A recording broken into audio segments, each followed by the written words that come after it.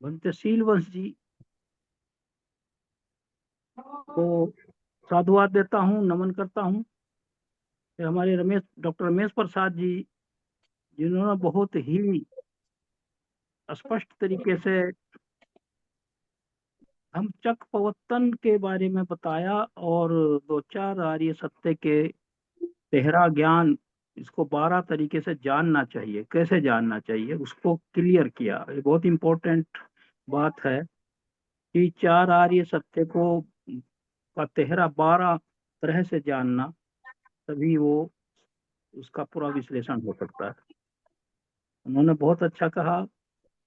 और हमारे प्रोफेसर उज्जवल कुमार जी ने जो अभी कंक्लूड किया है, उनको मैं बहुत बहुत साधुवाद देता हूँ। और आज उनका जो मैंने सुना व्याख्यान, धम्मचक्र प्रवर्तन जो है, धम्मचक्र ये क्या है? ये ऐसा नहीं है कि कोई पहिया है जिसको घुमा दिया। उन्होंने इसकी उनको फिर मैं साधुवाद देता हूँ कि पहली बार मैं किसी वक्ता को धम्मचक्र प्रवर्तन प्रवर्तन तो है, उसको हम अमल में ला रहे हैं, लेकिन मेन वर्ड धम्मचक्र। धम्मचक्र क्या है? धम्मचक्र जो जो पाली में है, ये है क्या?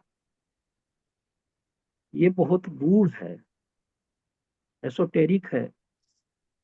और इसकी व्याख्या आज महाबोधि सोसाइटी के इस फोरम पे प्रोफेसर उज्जवल कुमार जी ने जो की है, वो बहुत सटीक की है।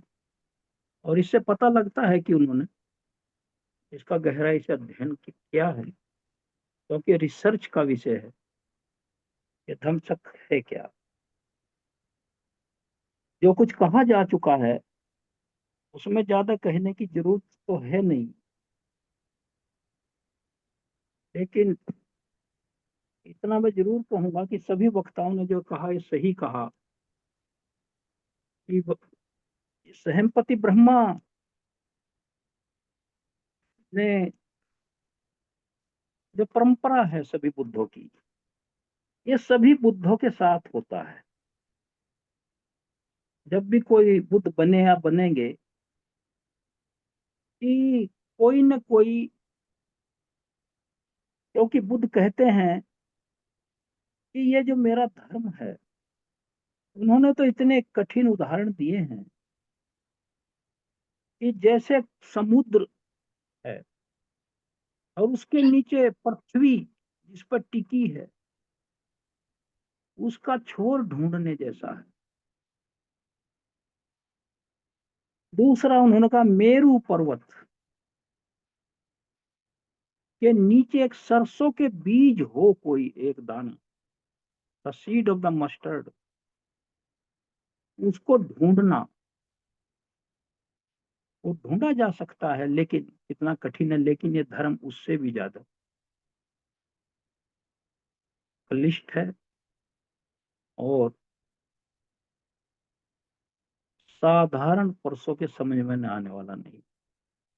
तीसरा उदाहरण उन्होंने ये कहा कि जैसे घोड़े की पूंछ का कोई बाल हो, और उसके, मुश्किल है वो, मतलब यह है कि उसको आप एक सैक 100, उसको चीर के 100 उसके वो कर दें पार्ट्स, और फिर उसकी नोक पे आप अटैक करें, तो इस तरह का ये धर्म है। तो दो अतियां जो हैं, जो हमारी काम वासनाओं में विरक्ति, न आसक्ति, indulgence in the sexual pleasures, और सेल्फ मोर्टिफिकेशन, शरीर को कष्ट देना, जो उन्होंने किया, वही कहा जो उन्होंने किया। उन्होंने क्यों किया? क्योंकि उस समय भगवान बुद्ध की चार आर्य सत्य जो भी शिक्षाएं हैं, वो विलुप्त, वो तो लोक में थी नहीं। इतना अरसा, कितना अरसा हो गया होगा, काश्यप बुद्ध के बाद हुए। तो वो परंपराएं जो चल रही थी, जो दो अतियों वाली, कि भाई मस्ती से रहो, मौज करो, एक तो ये थी, क्या है जीवन में। दूसरा, शरीर को कष्ट दो, कुछ ज्ञान प्राप्त होगा, शरीर ही सब काम वासनाओं का घर है। तो ये जो great disciple Chronicle of the Buddha's के चैप्टर 9 में और पेज 349 से लेकर इस पर लिखा हुआ है कि सहमपति ब्रह्मा, भगवान बुद्ध के मन में ये ये तो लोक कल्याण के लिए तो बुद्ध होते हैं। इसमें थोड़ा सा मैं वो करूंगा, जो सही है, जो मैंने पढ़ रखा है, वो सभी जानते हैं विद्वान लोग, कि जब सुमेध पंडित से लेकर बुद्ध बनने का अधिष्ठान किया था दीपंकर बुद्ध के समय से, तो बुद्ध आते ही हैं लोक कल्याण के लिए। लोक कल्याण के लिए ही बुद्ध का यहाँ अराइवल होता है। तो ये सोचना कि वो इतना जरूर है कि जैसा मैंने भी ये उदाहरण दिया कितने कठिन है, कि उनके मन में बात आती है हर एक बुद्ध के। ये लिखा हुआ है, it happens to all the Buddha, कि ये जो धर्म है इतना कठिन है, कौन समझेगा इसे। लेकिन इसके साथ साथ एक दूसरी भी परंपरा है जो धर्म में है, कि सहमपति ब्रह्मा की याचना करती है किसी भी प्रवचन से पहले। जैसे हम लोग आज कोई प्रोग्राम होता है शुरू में, जहाँ भिक्षु की देशना हो या भगवान बुद्ध के धर्म की देशना हो, तो यहाँ जो हमारा वक्ता है, देशना करने वाला पूजनीय भिक्षु हो, उनसे याचना की जाती है, ओ काश हम बनते तीसरे से। वो याचना करने का क्या अर्थ है, कि हमें आप उपदेश दें। गुरु से तो याचना करनी होगी ना। एक बात उन्होंने बहुत अच्छी कही है, डॉक्टर उज्जवल कुमार जी ने, कि कितना लोक कल्याण की भावना थी, कि जहाँ शिष्य को गुरु ढूंढ रहा है, ये कितना इसमें समानता और कितनी इसमें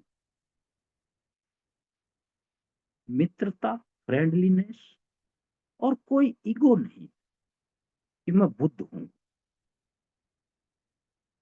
तो लोक कल्याण तो इसी से प्रदर्शित होता है,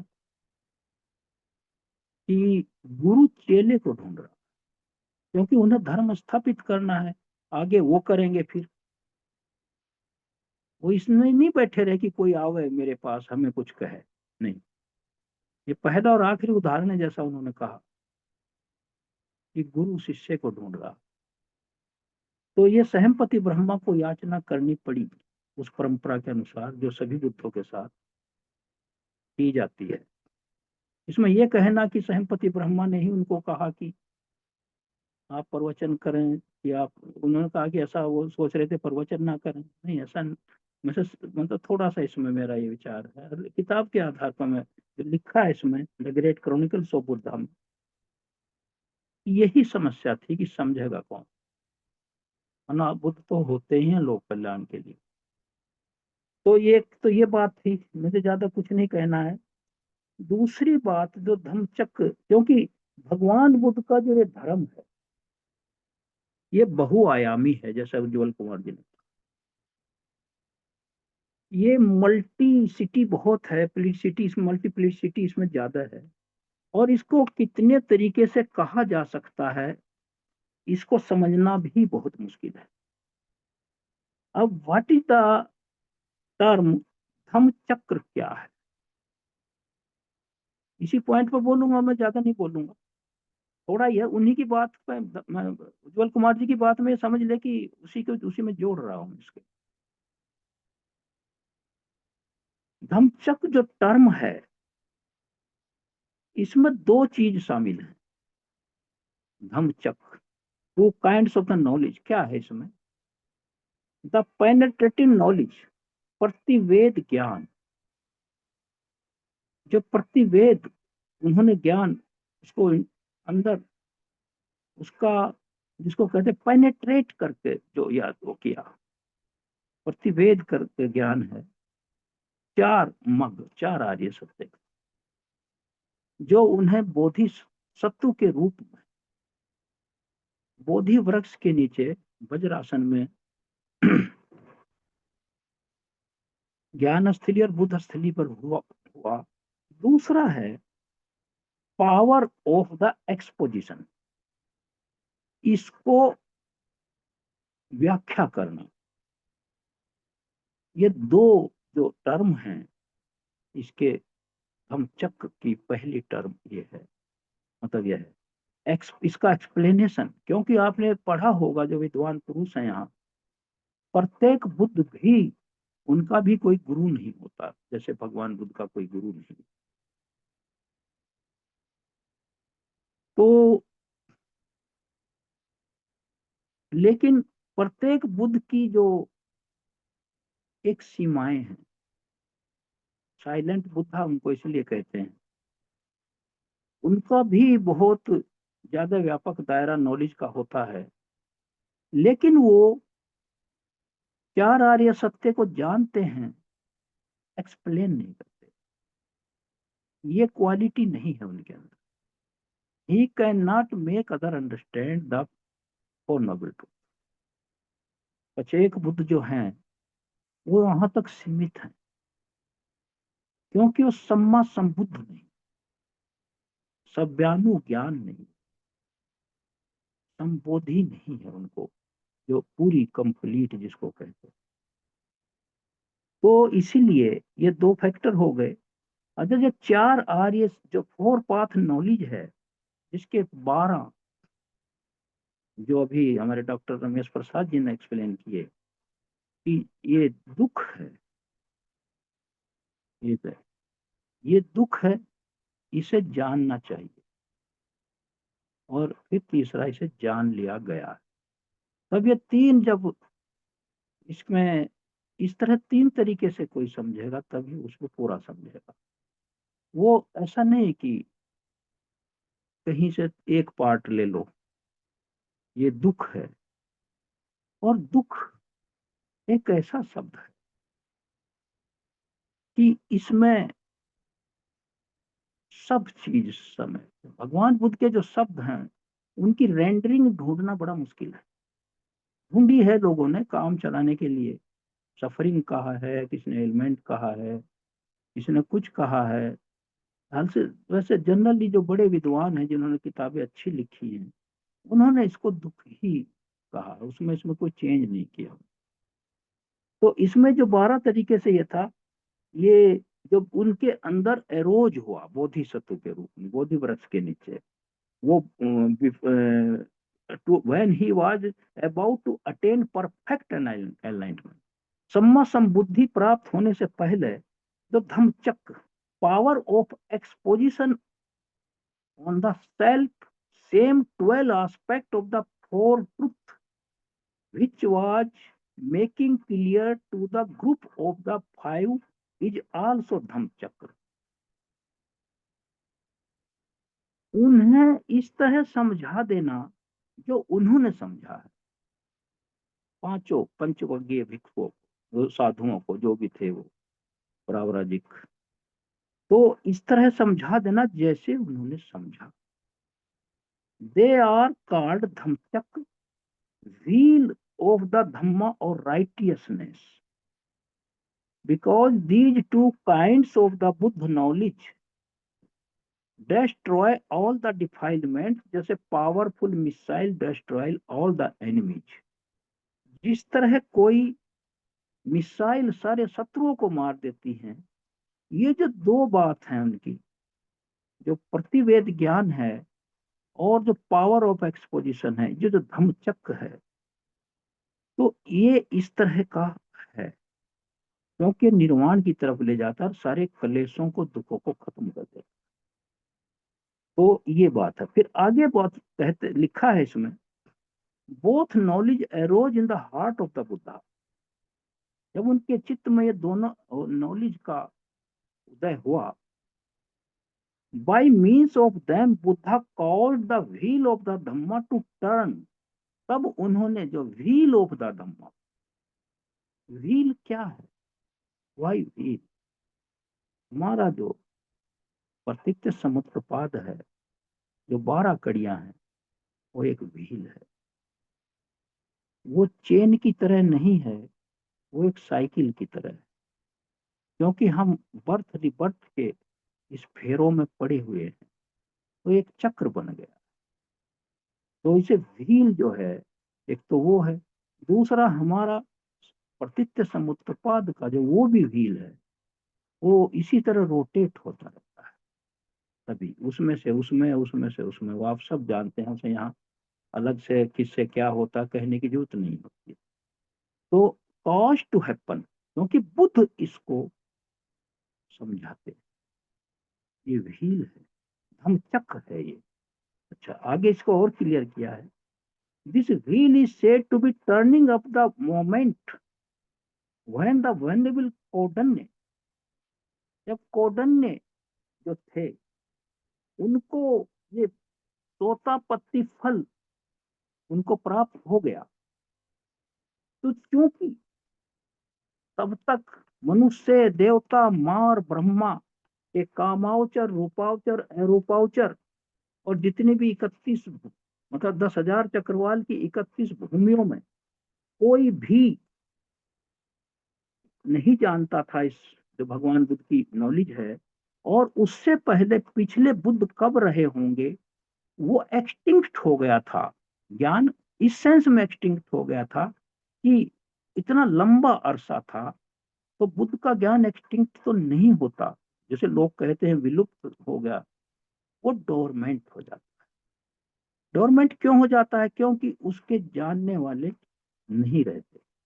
ये तो कोई ऐसा, ये कंस्ट्रक्टेड धर्म नहीं है, ज्ञान नहीं है, एक यूनिवर्सल फिनोमिना है इस लोक का। जो बुद्ध एराइज हो या ना, हम रहे ना रहे, ये बना रहे, ये ग्रेट रियलिटी है। कोई भी मनुष्य, देवता, मार, ब्रह्मा, जीव जंतु, प्राणधारी, या कोई वेजिटेशन, हमारा जो पर्यावरण है, जिसमें जहां भी उत्पत्ति है, जहां भी उत्पत्ति है वहां उसका क्षय है, ये चलता रहता। तो इसको व्याख्या करने वाले नहीं रहते। अब बूढ़ा जो पैदा हुआ, क्या वो बीमार नहीं होगा? तो कैसे कहते हैं बुद्ध के धर्म का लोप हो जाता है? क्या मृत्यु नहीं है? क्या बीमारी नहीं है? क्या जरा मरण नहीं है? क्या संसार का इसमें आवागमन नहीं है? तो इसलिए ये यूनिवर्सल है। और चूंकि जिस समय बुद्ध आए, उस समय पिछले बुद्धों की शिक्षाओं का जो देने वाले थे कोई था नहीं, और एक लंबा अंतराल हो चुका था, इतने कल्पों का, असंख्य कल्पों। तो इसलिए जब, जैसे कहा ना, अयासी वाता वत भोग, कौंडिन्य, कौंडिन्य ने जान लिया है, कौंडिन्य ने जान लिया है, चार आर्य सत्य को जान लिया, भगवान बुद्ध ने कहा। तो पहली बार जब बुद्ध ने यह धम्मचक्र प्रवर्तन सूत्र डिलीवर किया, तो जो इसमें कितने अंतराल के बाद ये लोक में आया, चार आर्य सत्य को जानने वाला कोई, कौंडिन्य पहले। तो उस समय उन्होंने लिखा है इसमें, Venerable Kautinya and the 18 crores of the Brahmas attained सोतापत्ति फल। 18 करोड़ जो ब्रह्मा, रूप ब्रह्मा होते हैं, उनका बड़ा वो विशुद्ध उनका चित्त होता है, वो अरूप रहते हैं, वहां सिर्फ चित्त होता है, वहां बॉडी नहीं होता। तो उन्होंने अटेंड सोतापत्ति फल जान गया। This is the because the function of the wheel the moment it was delivered. तो वहां से ये धम्मचक्र उसी समय से, फ्रॉम दैट मोमेंट, उसी क्षण से, when the first full fledged देखिए, फुल फ्लेज्ड आर्याज, सोतापत्ती फल, पुग्गल, इन कोडन्ने, कोडन्ने के अंदर जो व्यक्तित्व था, पुग्गल, and the 18 crore of the Brahmas appeared in the world. The wheel of the Dhamma is said to have been turned. धम्म उस समय उसको ये उसने ये शुरू हुआ इसका turned. That is the knowledge of the righteousness, जो सम्मादिठी है और जो राइटियसनेस है, जो हमारा जो क्या सही है, कुशल, वो हुआ, बिकेम स्टेब्लिश्ड, उसी क्षण से ये स्टेब्लिश हुआ जब अयासी वता भो कोडन। तो धम्मचक्र क्या है? This is the Dhammachakra. इसको आज के दिन इसे ही जानना जरूरी था। और this is the because since the time when the teaching of the Buddha Kashyapa became dormant. देखिए वही बात, काश्यप बुद्ध ने जो जब इसका धम्मचक्र किया होगा, पर प्रवर्तन सूत्र दिया होगा, इतना अरसा गुजर गया कि वो आउट ऑफ मेमोरी हो गया। लोक में ये दो ही अतियां थी, इसी में लोक डूब गया।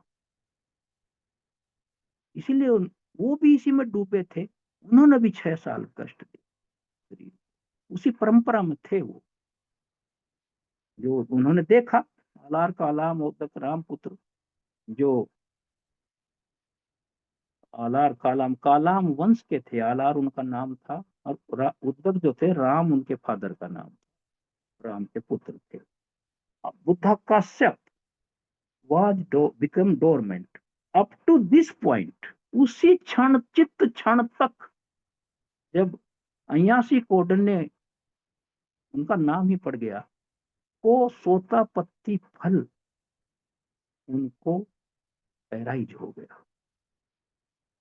तो under Buddha Gautama teaching nobody had been able to turn this wheel। इससे पहले काश्यप बुद्ध के बाद nobody was able to turn this wheel through the above mentioned two Buddha's knowledge। जो बुद्ध की दो नॉलेज है ऊपर वाली, जो मैंने आपको बताई, पहली क्या, वो है नॉलेज ऑफ द बुद्धा, क्या, ये 4 आर्य सत्य और उनके 12 प्रकार की नॉलेज बोधिवृक्ष के नीचे, और फिर उनको एक्सपाउंड करने की एबिलिटी। तो यही धम्मचक्र उनको वहां प्राप्त हुआ, उनके चित्त में, जिसको उन्होंने समझा और फिर डिलीवर किया। तो दिस इज द धम्मचक्र की परिभाषा है, ये कठिन है, और मैं सभी को मेरा साधुवाद है, लेकिन आज विशेष तौर से प्रोफेसर डॉक्टर उज्जवल कुमार जी को, जिन्होंने इसको रिसर्च करके पहली बार इसको इस तरह डिटेल किया, उनको मैं बार बार साधुवाद देता हूँ, और सबको मैं साधुवाद देता हूँ। और इसमें इस अवसर पर मैं काश्यप, हमने गौतम बुद्ध और काश्यप बुद्ध से लेकर तनहंकर बुद्ध, जितने बुद्ध हुए हैं, उनको हमारे जनते शिवली भिक्षुगण और हमारे जो वक्तागण हैं, श्रोतागण हैं, संचालक दायक हैं इस कार्यक्रम के, उनकी तरफ से मैं सत सत नमन करता हूं सबसे इस पावन अवसर पर, क्योंकि ये बर्थ डे था Buddhism. It is also the birth day जो सारनाथ से शुरू हुआ, और वहीं से ये शुरू हुआ, फिर फैलना शुरू हुआ, आप जानते हैं। सत सत नमन करता हूं उनको।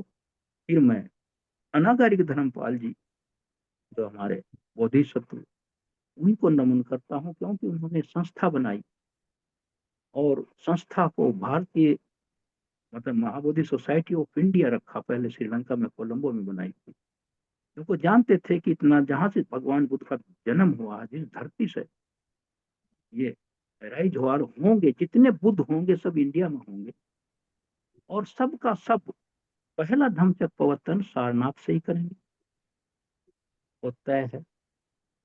बोधि वृक्ष के नीचे वही सीट रहेगी, बोधि वृक्ष बदल जाएंगे, और इस अगले जो बुद्ध होंगे, हमारे आने वाले बुद्ध जो होंगे, मैत्रेय बुद्ध जो होंगे, उस समय सारनाथ बनारस का नाम केतुमती नगर हो। तो मैं अनागारिक धर्मपाल जी को भी सशक्त नमन करता हूँ कि वो ऐसी फाउंडेशन दे गए हम लोगों को, जो आज हम यहाँ बैठ कर धर्म चर्चा कर रहे हैं। एक दूसरे, हम कल्याण मित्र हैं, एक दूसरे के लर्न कर रहे हैं, हम एक दूसरे से लर्न कर रहे हैं। हमारे जो विद्वान हैं पाली के और इस स्टडीज के हमारे बीच में हैं, और वो इसको प्रयास कर रहे हैं हम सबको समझाने का, और हम भी उनको सुन रहे हैं, और हम भी इसको सीख रहे हैं। और जितने श्रोतागण हैं जो अपना टाइम निकाल कर यहाँ बैठे हैं, उनको मैं ज्यादा साधुवाद दूंगा, क्योंकि उनको इसलिए ज्यादा साधुवाद दूंगा, उनके अंदर एक धर्म को जानने की भूख है, प्यास है। तो सबका कल्याण हो, सबका मंगल हो, इन्हीं शब्दों के साथ मैं सबको पुनः नमो बुद्धाय।